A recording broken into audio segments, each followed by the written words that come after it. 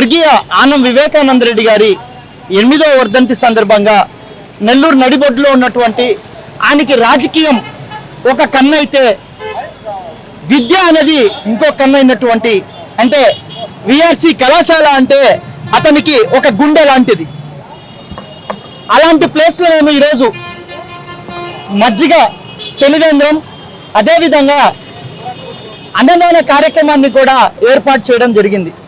వాస్తవంగా నాకన్నా నేను రాజకీయంలో ఆయన వెనకాల తిరిగే జూనియర్ అయినా మీ ప్రెస్కి సంబంధించినటువంటి ఇలా మైకులన్నీ కూడా నాకన్నా ఎక్కువ మిస్ అవుతున్నాయి.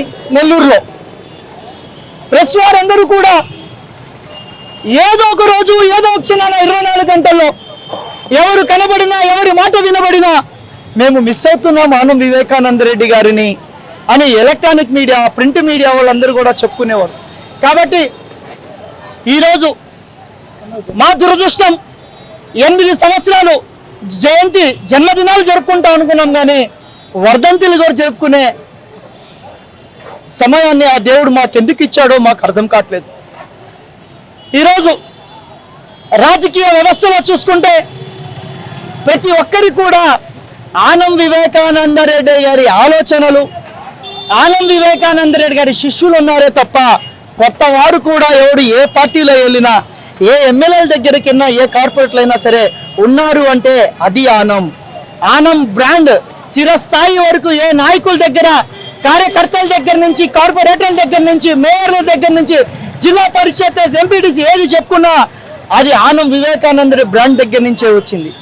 కాబట్టి అలాంటి మహోన్నత వ్యక్తికి నేను ఒక శిష్యుడిగా ఉండడం, నా చివరి శ్వాస వరకు నేను పిలిచే ఒక పదం బాస్ ఏదైనా ఉంది అంటే శ్రీ స్వర్గీయ ఆనం వివేకానంద రెడ్డి గారు మాత్రమే.